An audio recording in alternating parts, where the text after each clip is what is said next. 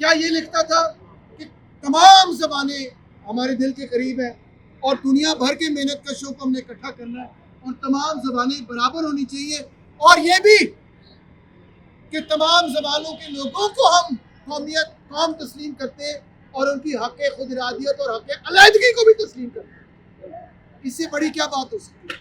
क्या उसने ये कहा कि क्योंकि मैं उर्दू में लिखता हूँ तो मेरी सारी इस वजह से इज्जत करेंगे?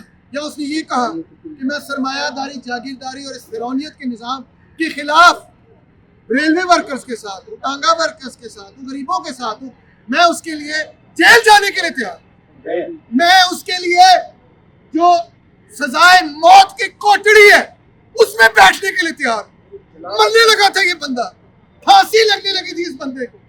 आज भी नहीं सर, मेरी बारी।